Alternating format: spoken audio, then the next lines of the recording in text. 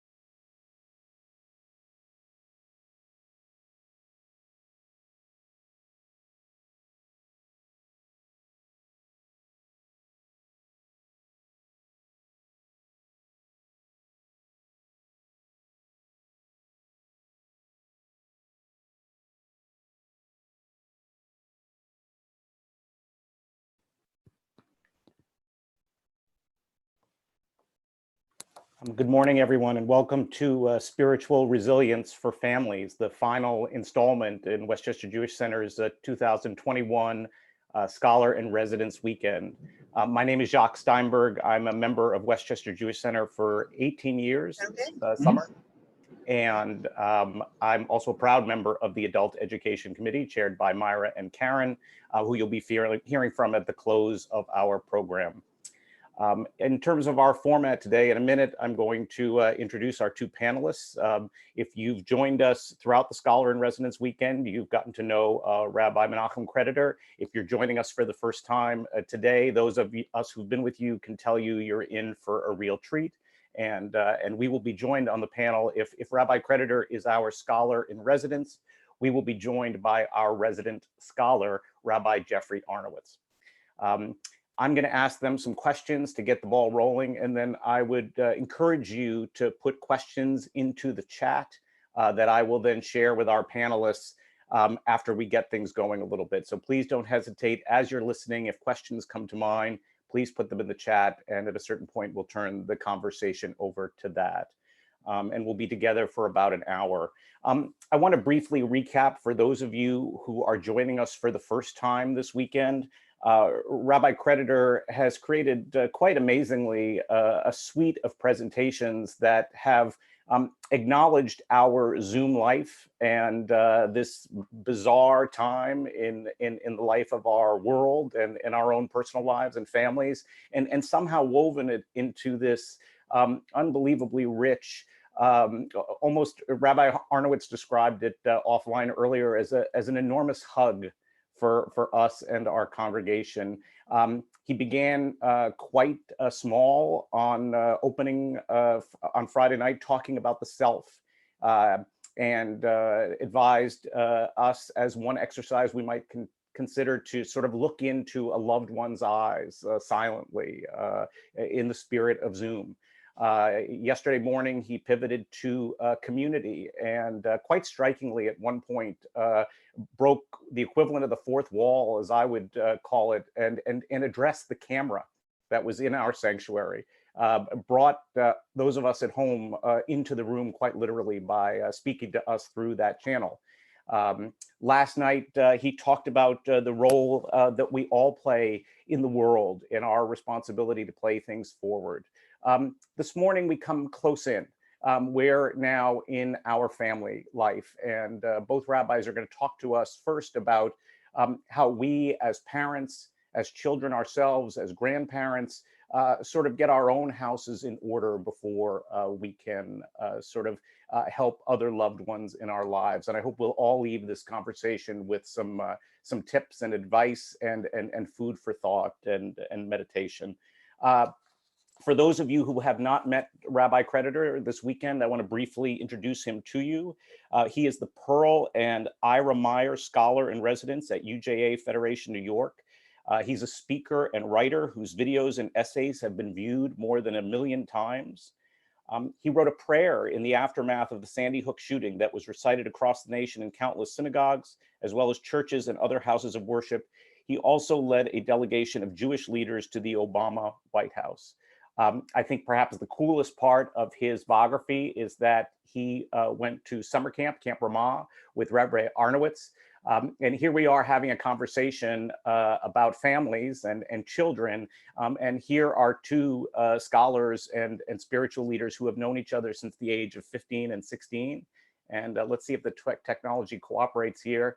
You don't have to have a mental image of what they look like. This is what they look like. And I believe I'm right that Rabbi Arnowitz is on the left in the white. Is that correct, Rabbi Arnowitz? That is correct. And it is all a costume except the eye patch, which I think I had a torn cornea at the time of the production, but it really lent to my Pontius Pilate impression. And I knew I should have turned off screen sharing. And for those of you who are new to our community this weekend, Rabbi Arnowitz has been with us for 18 months now. Can you imagine what it feels like to become the rabbi at a congregation in the midst of all of this? I think all of us at WJC would agree that he was the right leader for this time that none of us could have anticipated. And I think one of the things you'll learn today is that he and Rabbi Creditor share many qualities and attributes, but two that come to mind are a tremendous empathy and a tremendous thought being given to community far beyond the walls of our synagogue as well as within. I want to say welcome, rabbis, on behalf of all of us at the congregation this morning. Thanks, Jack. It's good to be with everybody. Thank you, Jack. So let's start on the note of camp and this the notion of the child within. Rabbi Creditor, we've been getting to know Rabbi Arnowitz for more than 1.5 years, but we certainly, most of us, maybe none of us, knew him when he was a teenager. What was he like then? And whoa, you did not. I think I deserved a warning about that question. And what were there? Could you have predicted that he would have ended up following this path? What a great question, Jeff. That is a great question. Jeff, yeah, don't answer when he asks you. All right. I'll be my best self. Let me say this. First of all, he had a mean forehand with a frisbee. Like he was really like he could toss it down the field, and I couldn't. I was over emotional, and he was methodical as a player. So if that stands as a way of being disciplined in a course of life, frisbee was our beginning. But as a friend, as a warm person whose friendship meant a lot to me during the non-summer months, the one memory that really comes to mind, and I've thought about it a lot, is he sent me a handwritten letter the day Dr. Seuss died. And to take the time, first of all, I guess we wrote notes then to each other and actually sent them in the mail, which is pretty striking. But to share something like that and to feel something like that, and without the immediacy of seeing each other's face or hearing each other's voices, to still feel each other's presences and to share something that means something.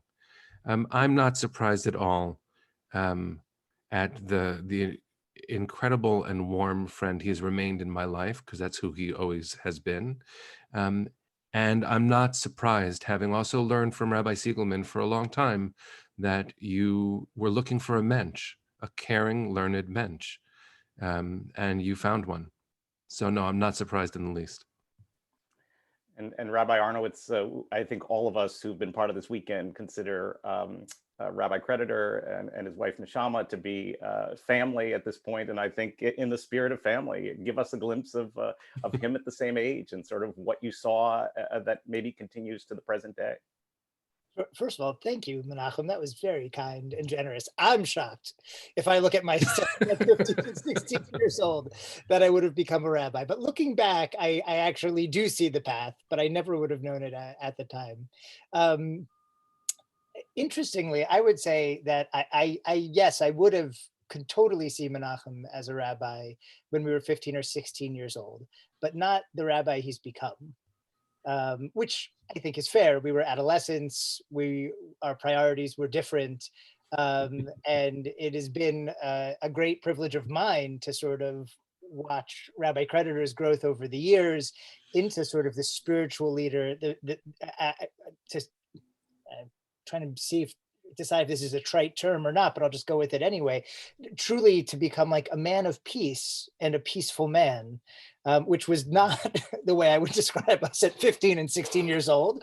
But now is, just so much of what encapsulates him as who he is. And I think has made his leadership so valuable. I think it's what's made this weekend so valuable to our congregation, and all of us so in need of peace and a place just to park our spirits for a weekend and be able to be and to rest and to feel that calm and to recover. It truly has been so far, at least I know for many of us, from the feedback I've gotten, and for me, a weekend of healing, and that's appreciated. And I don't think I would have guessed that at 15 or 16, but it certainly is who you've become, Rabbi Creditor, and I do thank you for sharing that with the congregation. Very much in need, as I think all congregations are just now, of that kind of a presence. Thanks, my friend. It's very humbling for you to say that. So let's jump into the work a bit, if we will. You're now parents yourselves, in addition to being still children. Between the two of you, by my math, you're helping raise 9 children. Which helps, at least to my mind, make you additionally experts for our conversation this morning, as we speak to other parents and grandparents and uncles and what have you. And those of us who were with the program last night got to meet your wonderful wife, Menachem Neshama Carlbach, who gave us that spiritually uplifting concert last night, and who you described as an angel of healing, which I would agree. If Scholar in Residence is our Super Bowl, we've divided our program into 4 quarters, and last night was our halftime show, and what a program! And now we've got our 2 quarterbacks. But before those of us who are parents can be effective in helping our own children, in helping our own parents, what do you both think is the sort of inner core work we should do on ourselves in this sort of frightening, bizarre, unnerving period, to sort of be there for others? What are some lessons we can learn? You go ahead, Menachem. I'll yield to you. I would start with acknowledging your question. I think the work of a parent or a caregiver of any kind, really, or a sibling, all of these relationships that are so defining in our lives, they are enormously vulnerable right now.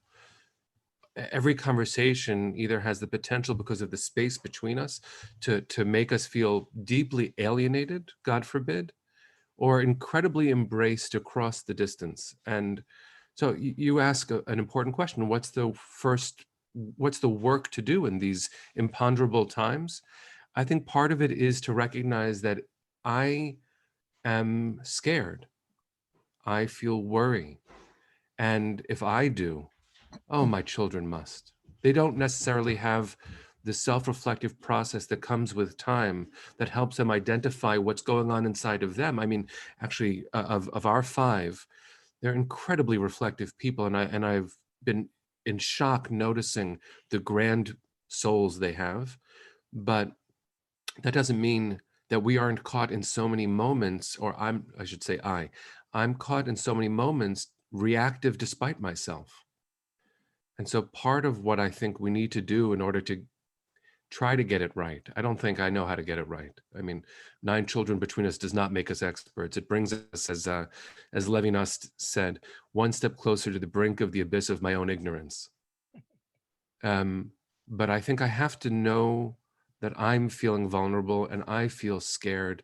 And those are adult feelings that my children don't need. So how I share them and how I parent based on trying to be tender to myself, that's the balancing act. How to really take good care of myself and recognize that my children's inner lives are not the same as mine and require an empathetic ear not always a disciplined, structured, response. I'm working on that myself.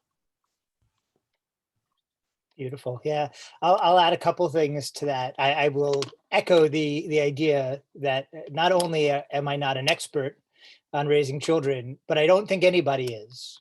And I have seen some people with great credentials in child development writing some pretty idiotic seeming things over the last year. It's not their fault. It's because we are in uncharted territory. We are in a place where we have not been. And so everyone's doing their best. They're testing ideas and theories, and that's good.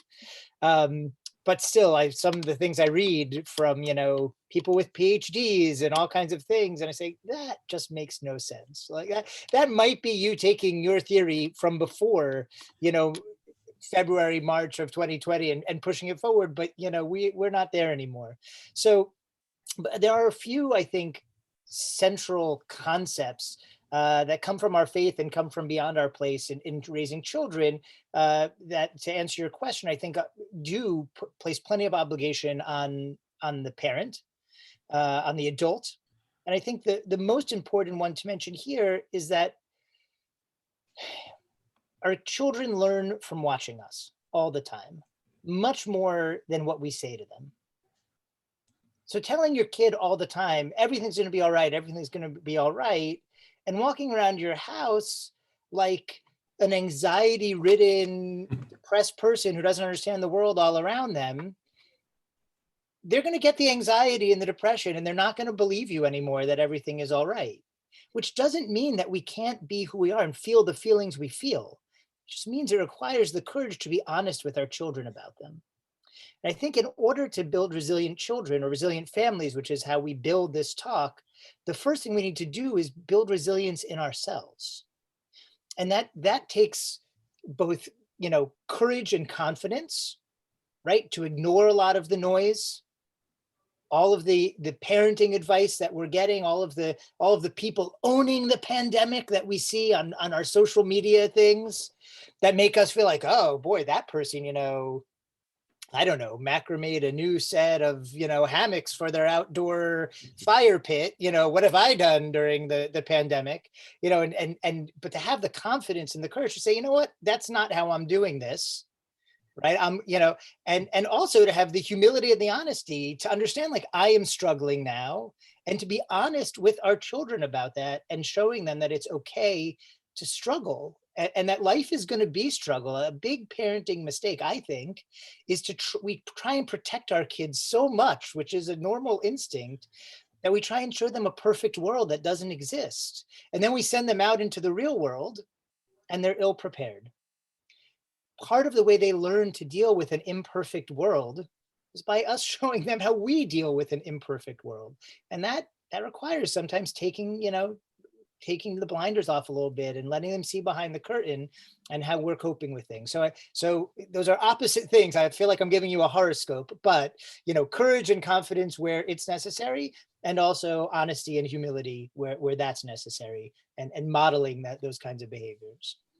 And Jack, if I could jump in just for a second, Jeff, I'm struck by what you're saying, also because I have wondered sometimes. I mean, some of this is philosophical. Plato believed in building society, we have to teach our children myths that they will need to unlearn over time. But the myths are what hold us together, right? And so I'm wondering if when you say courage, you also might include the need to reassure children that everything is going to be okay, even when I know it's not, meaning my vulnerability in the moment, this is a scary moment, but we're going to be okay. I promise. Meaning I make a promise I know is a lie because I can't promise it, but I still promise you, you're going to be okay. And that's something that I waver with, because I really do value honesty in parenting. I think our children need, as you say, to be equipped in an uncertain world. But the place of magical thinking, like Joan Didion's word, right? The place of magical thinking, maybe in a healthy application for our children. I'm wondering about that. I don't think I have the answer, but I'm wondering about it. I have a suggestion. First of all, great point. And I think it's very important to tell your kids everything's going to be okay. I am a big believer in those words. However, I think it's very important that we help them define what okay means. So everything's going to be okay does not mean life is going to be without pain or struggle, or everything's going to go your way and you're going to achieve everything you ever set your mind to, and et cetera. That's not okay. That's Eden. If we promise our kids Eden, we will disappoint them. I think it's fine to promise them that everything's going to be okay, but we need to define okay as a world that's not Eden, but where, and we'll get further down this, I'm sure, as Jack asks us more questions, but where things like family and love and God and community, and mutual support and respect and focusing on goodness and kindness instead of achievement and material wealth, all those things will make you okay in the world, whatever it looks like. So that's my answer to that question is, yeah, we definitely have to tell our kids it's going to be okay. And by the way, I think it's great to tell our kids that we are always going to be there for them.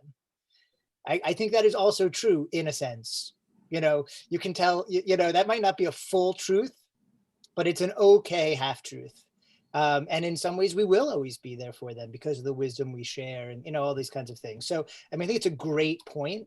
And I think that's really an opportunity. The emphasis isn't on I think I get caught up, I'm going to make everything perfect for you. That's my job as a parent.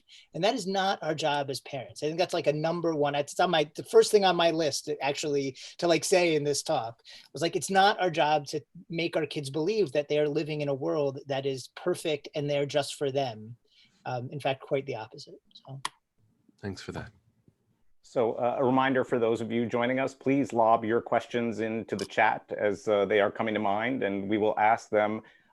So Rabbi, let's get to a series of sort of practical uses of some of the knowledge and perspective you've just shared, and thinking of various audiences and lens. So let's start with those of us on the call who are parents of school-age children. And Rabbi Creditor, last night we were privileged to see Micah accompany Neshama, which brought even more joy to us. But let's do a real scenario of the dinner table. Help us imagine what it's like to be at your respective dinner tables, and how might we seed the conversation to raise some of these issues, and how might we be realistic in our expectations for how those conversations might go? It's such an attuned question, and I'll answer it from a place just of my family configuration, which might not be anyone else's, but what I've learned along the way. So those of you might know, so Neshama and I got married 2 years ago. We each brought our children into our marriage, and the children had met 4 times before we got married.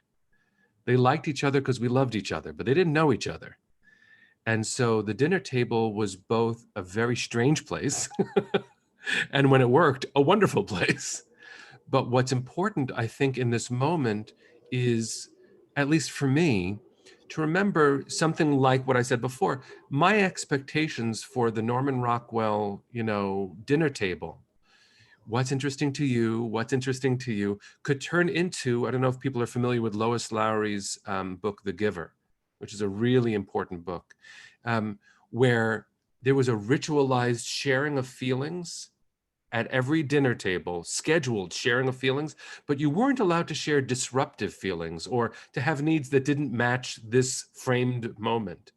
So actually, it might be taking from the wisdom that I've been gaining over this 2 years of creating a blended family with all the skill and mistakes and love that we bring into it, that maybe the dinner table is not always going to happen at one moment for every member of the family, because people have different internal needs, and B, my desire to help my children and hear what's going on inside of them, that's probably going to happen on their schedule more than on mine.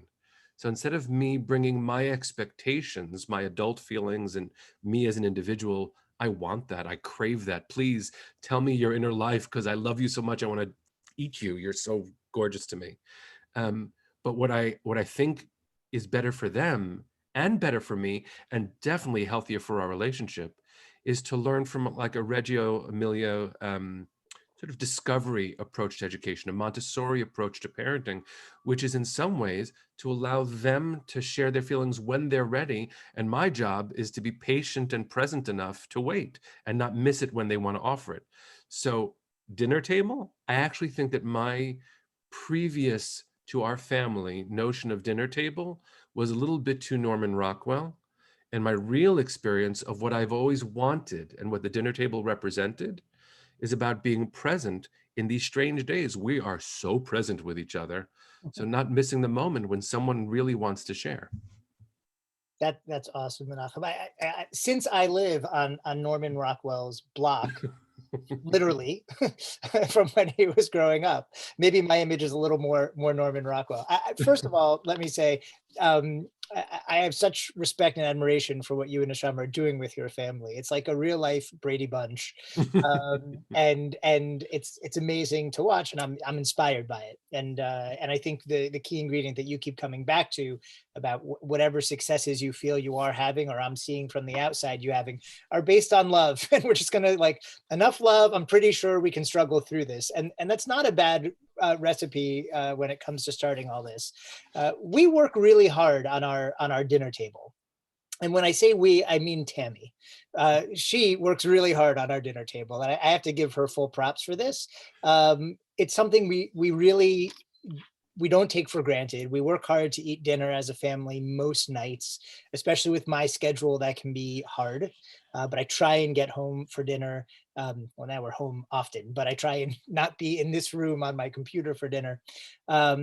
So I want to say a few things. So first of all, 100% agree that the expectation that the dinner table is going to be a nightly conference where all the events of the day come out, like out of some 1950s or 1960s sitcom about the 1950s that never really existed, is not going to happen. That being said, so what Tammy has done, and I really respect her, she keeps trying to find ways to just use it as a setting to help the kids learn to interact in healthy ways. So for example, even just in the last week or two, because Tammy wasn't sure that the kids were doing a great job at being able to ask other people questions. That part of being a conversationalist is not just saying what you want to say at this moment, but to draw, that we just go around the table and they had to ask each other a different question. And it made for much more interesting dinner conversation than us asking them like, how is school, which is what we normally ask. So how we frame those questions is important. I think I like to ask them, what questions did they ask at school today? Because I like to encourage that. They don't always have good answers. Oh, I didn't ask any questions today. Whatever, we do the best we can. The other thing I want to say though, and this is 100% backing up what you said, Menachem, is kids, especially as they get older into the teenagers, it is hard for them to be honest with us and communicate to us directly. And so one of the things that's important to do is give them openings to communicate with us that are easier for them. So two great places where we've discovered to have honest conversations with our kids when we're driving them someplace, because it's just way easier for them to have a conversation when they're not looking us in the eye. Like having difficult conversations, looking someone in the eye is hard. It's hard for grownups, forget, teens or tweens who are filled with all kinds of questions and angst and lack of confidence. So take advantage of the car ride, make times to have like one-on-one time in the car with a child. We're often driving all the kids around at a time. And two, against all odds, and some of you may, totally lambaste me for this, texting. We have found texting to be a really, really important opening for having difficult conversations with our teenager, because they're comfortable in the medium. And it's amazing the kinds of things that get no answer, embarrassed silence, downturned eyes. How can I get out of here as quickly as possible from our kid if we engage on text? And then maybe can continue in person later, but that's like a really important opening. Same thing, because it's not, they don't have to look us in the eyes, and it's not. So I can't recommend that highly enough. Just be creative about giving the kids openings that are comfortable for them to have these conversations. One of the other things about being a good parent by text is that, not a surprise to many on this call, I don't necessarily have the best poker face. That becomes irrelevant when I am texting with my child about a particular issue. There's no spoiler alert on my face. We can talk about the issue at hand.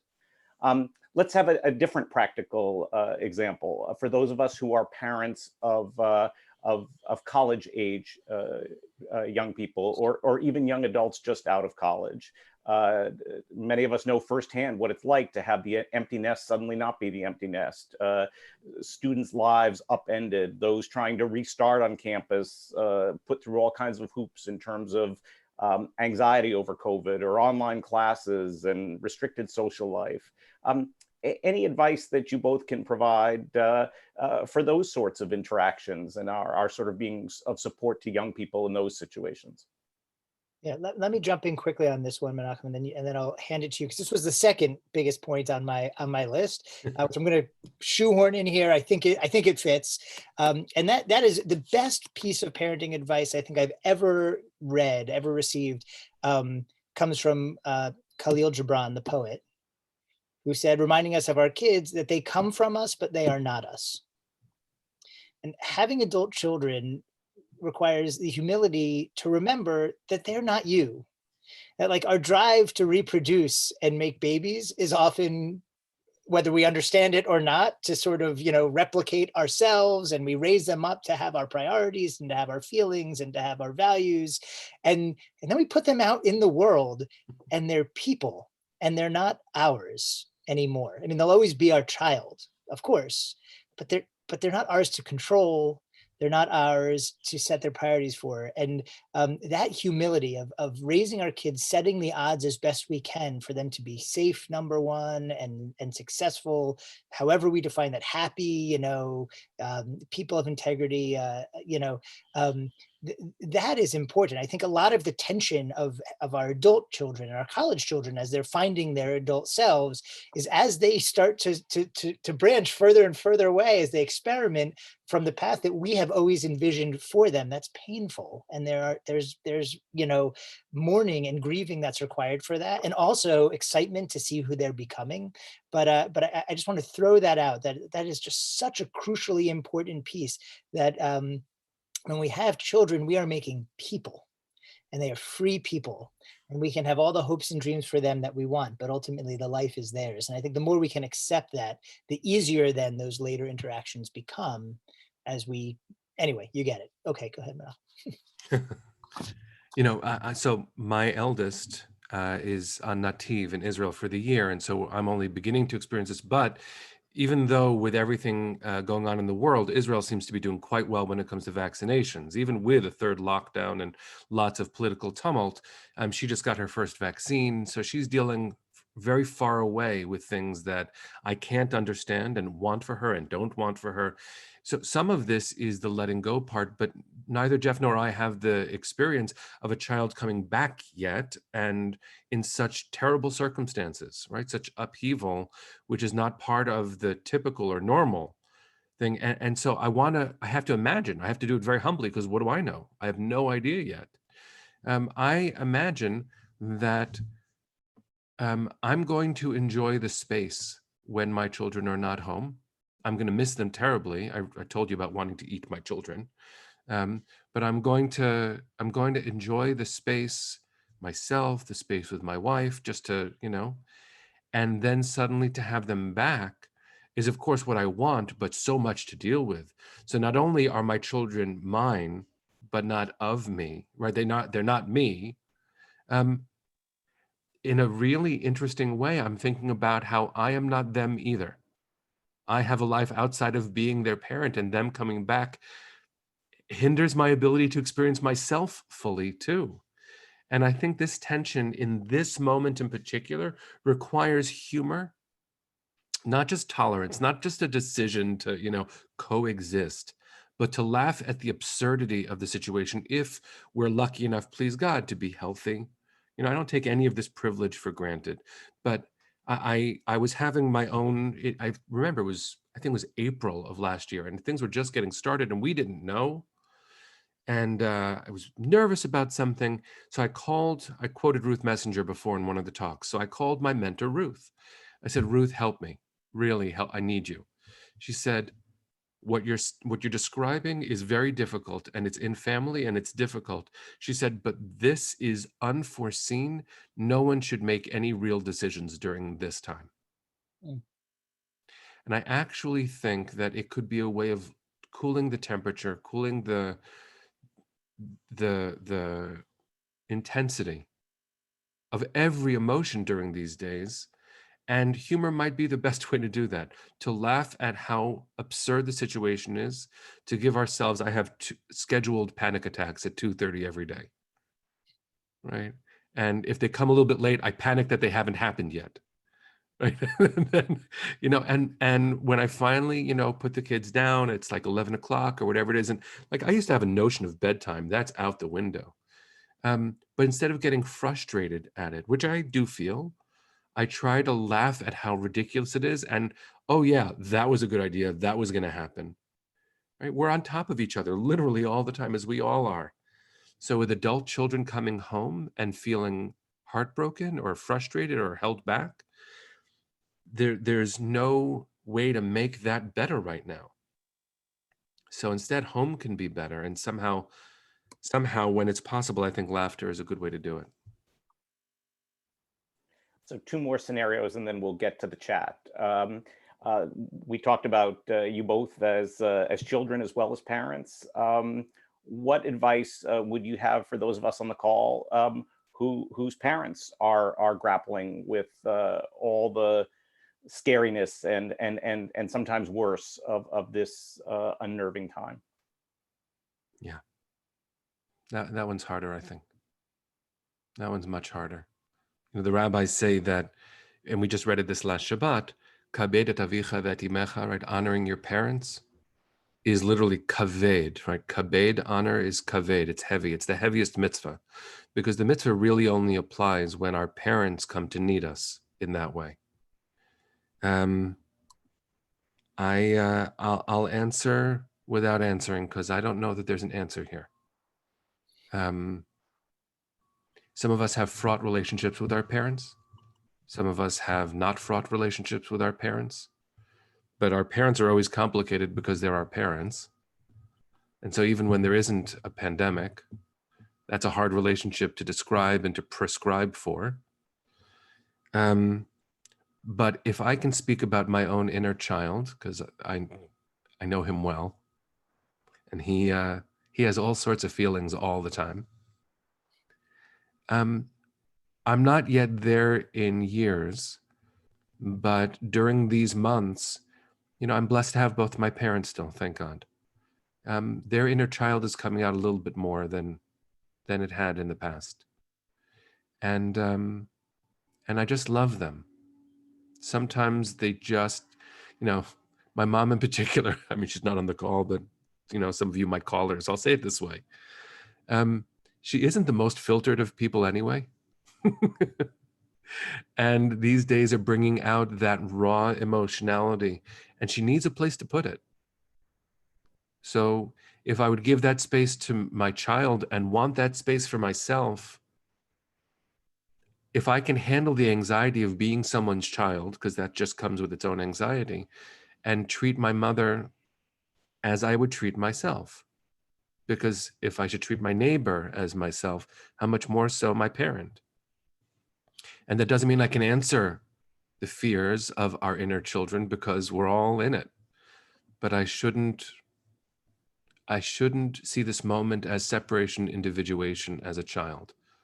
I should just be a present friend and do what physically I can. Whatever I can do, I should. I'm obligated to. That's the mitzvah. But at core, I think it's a different way of saying what Jeff and I were saying about parenting, like remembering that our needs, our expectations are not our parents' needs and expectations. And they're described frequently as vulnerable. The world is saying, you're vulnerable. You're in the most vulnerable population. You're in this age bracket. And that's unkind. The world is actually just in a very harsh place right now. And so Judaism's call through us is to answer that with infinite kindness as best we can, or certainly respect. Yeah, I would add that's great. First of all, my parents, who are members of the WJC family as well as my family, are on the call. So everything I'm going to say is completely theoretical and impersonal. So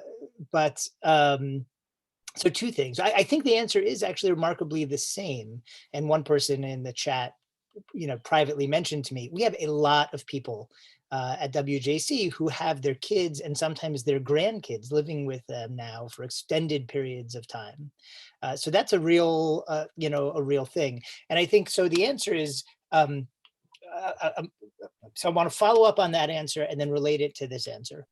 So one thing that's important to recognize, I can't tell you how many times I ask the question, like, what's the silver lining of COVID? And people say like, oh, we have dinner together every night, or we have so much time with our family. That's great, as long as you're enjoying it.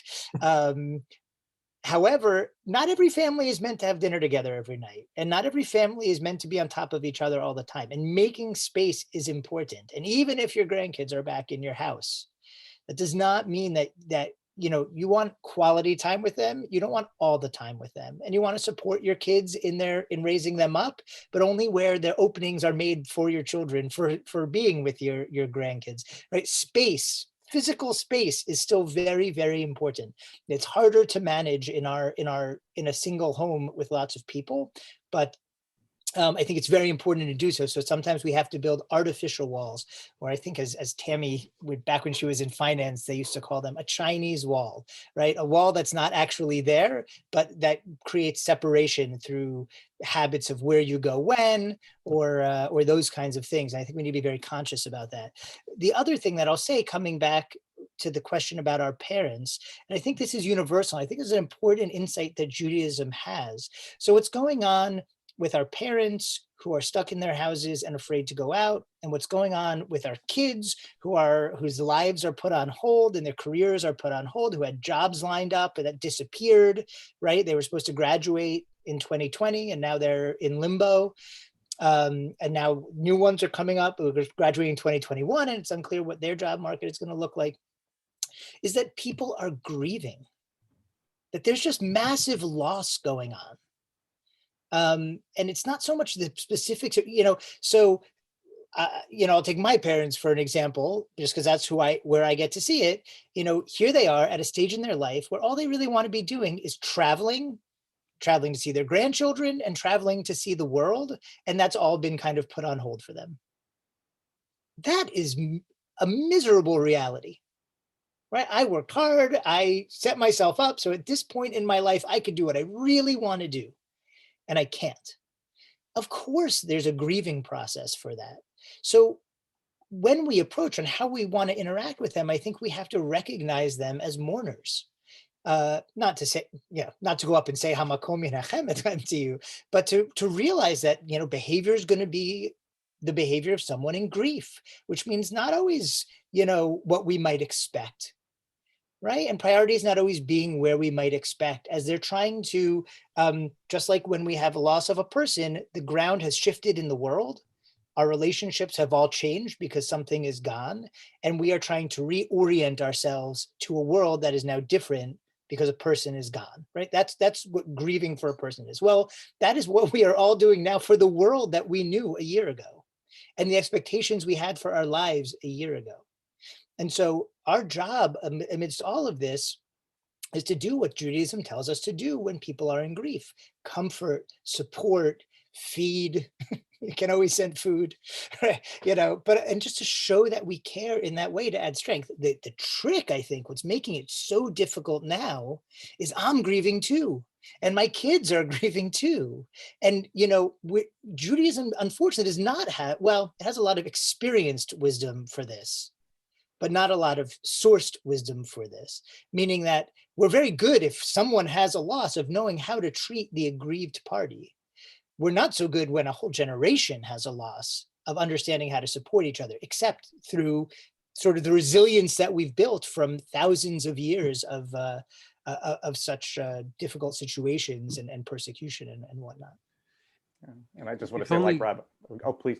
Yeah, no, if I could jump in, it's so interesting. You sparked a thought, Jeff, just now, right? Our tradition, you said, has wisdom for the aggrieved person, but not when we're all in it. But actually, and I'm not sure where to go with this, right? When the second temple is destroyed, the rabbis were faced with a remythologizing of our universe, right? That was God's home that was burnt, and we are God's children. So the way that the rabbis described that everyone moment, that pervasive cataclysm was moving God, right? That God went with us into exile. God went, and I'm wondering if there's a way, I actually don't think there's a practical way to apply the theology, but it is something emotional and spiritual in what the rabbis were pointing to, which is to say, when we all feel lost, no one is lost. Their way of saying it was God doesn't leave anyone behind. And that's theologically unacceptable right now because of the countless numbers of people who, through no fault of their own, we have lost. So I'm not applying it. I think it would be cruel, but it was an example from our history of trying to make sense of an entire universe being knocked off its center at the same moment.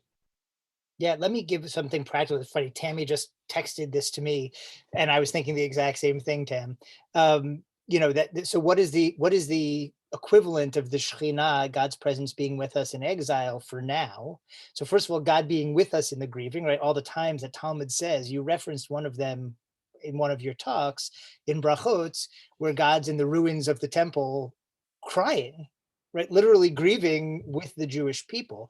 But the other thing I'll say, maybe to come back to some of the practical things, Jack, you were wanting us to get to in the talk, is that means that God's with us. And if we're exiled to our homes right now, then God is with us in our homes. And home rituals are still here for us. And I think a lot of them meaning a lot more for us than they did before. We're leaning into home rituals, whether it's, Tammy having dozens of women, making challah with her on Zooms for Shabbos. And since then, I know dozens and a couple men. Sorry, I shouldn't have said it that way.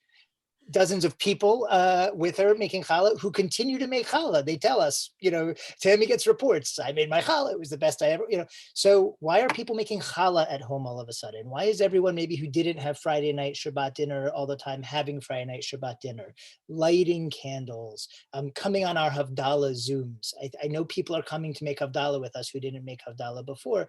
I think these leaning into the spirituality of the home, thus recognizing, that God is here with us in our, it's not exile because we're in our homes. It's like, house arrest, but I think is a great point. And I think there's a great spirituality that we can find, and at least we'll know we're not alone in our grieving. But the grieving part, I think, is very important in every generation.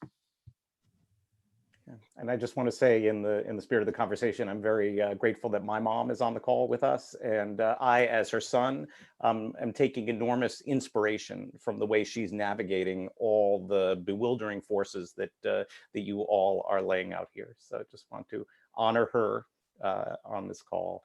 Let's go to the chat. There's a what to expect when you're expecting a call question. As a couple hoping to be parents soon, what are the things we can be doing now to best prepare our home? I only want to jump in. I want to take privilege because I know where the question came from, and I got to stand under the chuppah with the two of you. So what an unbelievable moment that we get to share in this way. Here's the advice that I got from one of my teachers, Rabbi Elise Winnick. And it's the only advice that really landed when it came to my parenting, which is, as soon as you've got it under control, it's going to change. Mm. And so you can do all the preparing that you want. You can do all of the foresight, thinking, planning, dreaming, working on how your values align and what kind of school do I want for my child. When you get to meet that human being, please God, b'sha'a tova, all of your planning is out the window. You're just going to lose your ability to articulate words and sentences and get all googly over them. And all of the fear and anxiety that we're all talking about as parents and grandparents, I think, begin to kick in. And then your life is radically changed, and all of your thinking before is going to be challenged in the ways you're asking for. So how to prepare? Love each other endlessly. The two of you love each other endlessly. Be patient with each other. Recognize that you're each going to do your best, and you're both going to make mistakes that make the other upset. That's how it's going to go. And your child, please God, will see a model of the universe that looks like love. And they'll be able to navigate anything because you've decided together to navigate everything. That was beautiful, Menachem. And thank you for pointing out who these guys are, because I've been wondering. They're the best. I have two pieces of advice, very, very practical. One I got back when Tammy was pregnant with Elijah 15, 16 years ago. And the other one I only heard recently, and it hit me like a ton of bricks. And I was like, oh my God, yes, I wish someone had told me that sooner. So the one that read now to your baby in utero. One of the most magnificent experiences that I had was reading to Tammy's belly, to put it the way our kids would put it. And then continuing to read those stories after the baby came, and like the understanding of relationship that came from that. I can't totally explain it. Just do it. It's worth it. The other thing, and this I heard, I can't remember who the author was, but I listen in the car sometimes to the New Yorker fiction podcast. Such great stories, such great stuff, and not easy, very, very tough fiction. So the author is being interviewed about why she wrote this story, and she said, here's the thing that nobody told me about parenthood, was that something was going to come in the world that was going to make me happier and make life worth living more than it ever had been before. And also, I would be petrified now every day for the rest of my life. Right? That the world was about to become such a scary place in a way that it never had before.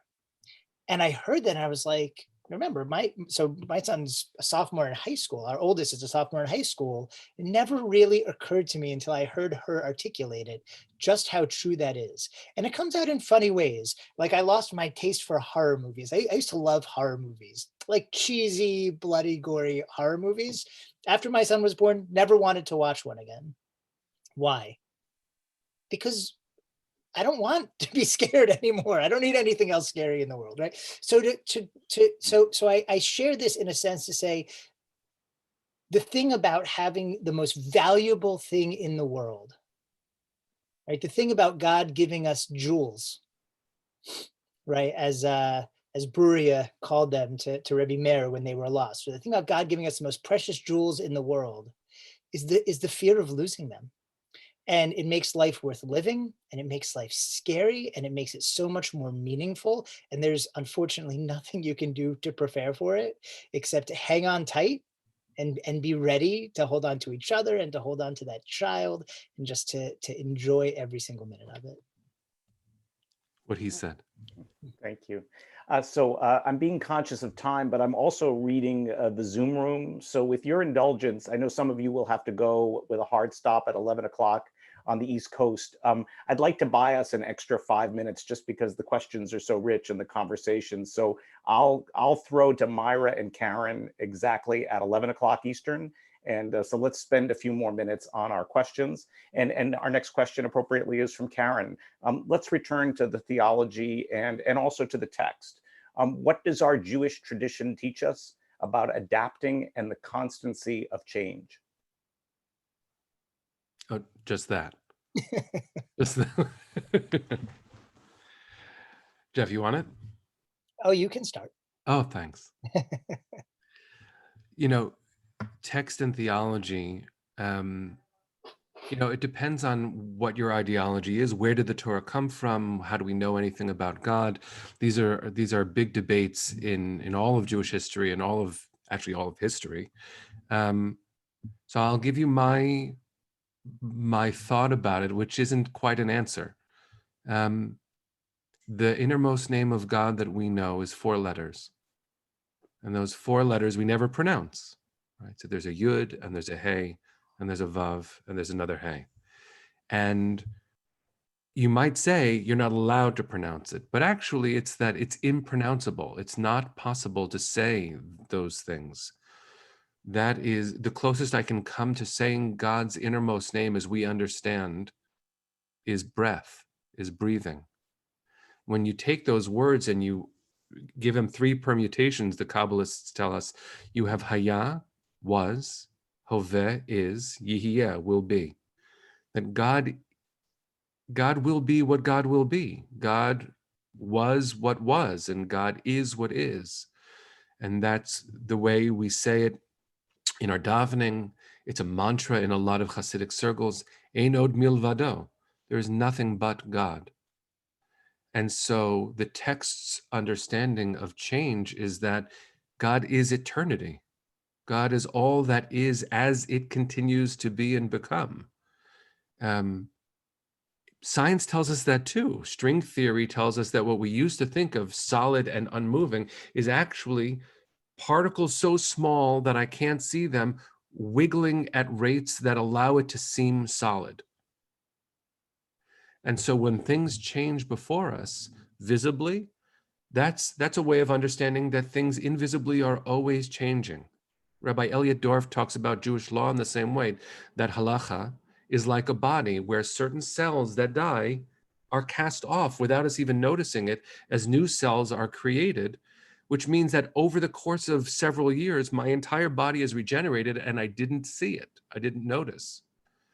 So the text, I think, tells us that change is. And that's, for me, speaking very personally, that's for me the same as saying, I believe in God. Yeah, Asher, yeah. I am that I am, right? That God just is. It's a beautiful theological answer.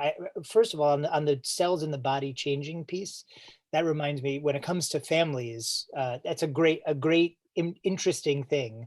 Families, congregations, whatever it might be. No matter how many times you change all those cells, so over 7 years, all the cells in our bodies switch over, right? But like the scar on my leg from where I fell off my bike when I was 8 years old is still there. So it's important to remember that like we carry our baggage with us, even as things change and through generations. So, which is just an interesting thing when it comes to families and how things echo through generations. But to answer, so Jack asked a theological question. Menachem give a beautiful theological answer. I'm going to give a non-theological answer. I'm going to give a practical answer. So the theme of our talk is resilience. Right. And if I have to look into Jewish history and Jewish text for, lessons of resilience, I mean, there's a lot, right? We're still here. It's a good place to look for that. And we could go over the course of Jewish history to try and understand why we're still here, why we have been resilient, and also recognize that we look today as a Jewish people hardly recognizable to Moses when he was on Mount Sinai, hardly recognizable to King David when he sat on the throne in the city of David, and probably getting a little more recognizable in the Middle Ages. But we've changed so much. So I think the lesson I'll take from that for the theme of resilience is that in order to stay resilient is you have to know what can change and what can stay this and what needs to stay the same. Right, somewhere along the line, we have to set those boundaries. We need to know, we need to be flexible. We need to evolve, as Rabbi Creditor has been saying over the course of the weekend, that evolution is important. If you stifle it, it is actually unhealthy. And on the other hand, we also need to know what are those core central priorities that are immovable, that are required to stay exactly the same in order for the sake of this conversation, for the family to stay grounded and remain the family that we want it to be. And I think the more we're conscientious about it, as throughout Jewish history, I mean, if you want to look at the Talmud and the Mishnah, the entire text, right, is basically the rabbis reflecting on exactly that. Okay, the temple's gone. Everything is going to be different, except what? Right? What's going to stay the same? Or how are we going to make different feel the same enough that we know we're still on the same track? Say, as opposed to the branch that Christianity took at the same moment in time, where they went in a different direction and that was outside the bounds and they became something else. So I think that's a good lesson for us in families and resilience in times like this that are chaotic. Okay, we're going to need to adjust, but certain things we don't want to give up on. And reflecting on what that is in our families, I think, is very important. Okay, so final question. Let's end on a non-COVID question, refreshingly, and let's end with the voice of a grandparent. As grandparents of a child in a mixed marriage, what is the best way to have a conversation about how they will be raising her and whether she will ever have a Jewish baby naming or bat mitzvah down the road? I have the luxury of not being a pulpit rabbi anymore, and so my answer. It doesn't feel luxurious, certainly not. And it's not an easy question, but it has a lot to do with parenting and grandparenting not only to do with Jewish grandparenting and parenting. I've seen conversations that don't hit my nerve as rawly, as raw-ish as that one does when it isn't in a Jewish context, but it feels similar. It looks similar. The anxiety of a grandparent when their child makes radically different decisions or somewhat different decisions.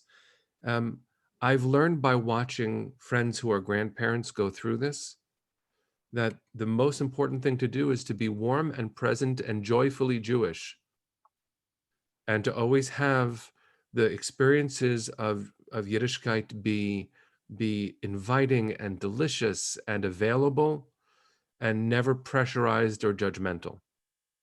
The way to retain Torah as a joyful experience in our families, I think, is to make sure it's a joyful experience in our family. And it might not end up looking the way we want it to for our children or grandchildren. And I think about that often. I'm years before it, please God. And I want Shabbos so much with my children and my children's children. The best I can do, I think, is love Shabbos so much that they want to have it with me. Why wouldn't you want to be a pulpit rabbi and have that answer? That is such a beautiful answer. I did want to be a pulpit rabbi, but then I wanted to go to shul with you. Fair, but I mean, like, that's a beautiful answer. There's no reason why any pulpit rabbi would be proud to give that answer. I get asked this a lot. My answer is not much different. I'll add one from a step back. This goes back to my, that our kids are from us, but they are not us. Like, this is one of those spaces where that gets really, right? Because our faith is so fundamental to who we are, as well it should be. So it's hard. Like, I just want to recognize the anxiety around this. And by the way, interestingly, in both directions, right? This is not only a question about my child is an interfaith marriage and I'm worried about how they're going to raise their kids. It's also, right, my child moved to Har Nof and has a black hat on, and I'm worried about how they're going to raise their kids. Will I be able to see my grandchildren? Will they come to my house? Will they, so that those are feeding into the exact same anxiety, strangely, right? And that anxiety is, I'm losing my way. My family, the future generation of my family aren't going to be exactly what I thought. Rabbi Creditor's answer to all of that, I think, is exactly right. Be proud of who we are, share moments of joy, be open, give lots and lots of opportunities to access. By the way, very similar to what I say when kids are in interfaith relationships now. Young people are in interfaith relationships. And I get that question a lot also. How should I react? What should I do? How can I help? And the answer is the same. Just be open, be joyful, be always available to teach, but never pressuring to teach. Be always inviting to your Shabbos table, but never demanding, and so on and so forth. And we hope that in showing our love and our joy and the fortitude of our families, that's something that whoever is privileged to be part of our families wants to be part of all of it. And if not, that's okay too. So I have the unenviable task of bringing this conversation to a close. I know we could go on for a while. I'm so grateful on behalf of the group rabbis that we continued the theme of a collective hug for our congregation here this morning. I'm sure I'm not the only one thinking that I'm sort of half tempted to send you each a copay for this conversation. My other thought is that, and I'm sure I'm not the only one having this one, I think this is a podcast. I think the two of you together are onto something. And truly, I just think it's just a wonderful conversation that I would absolutely subscribe to. If that podcast had executive producers, it would surely be Myra and Karen. And with that, my thank you. And I now throw to my executive producers, Myra and Karen, to bring the Scholar in Residence weekend to a close.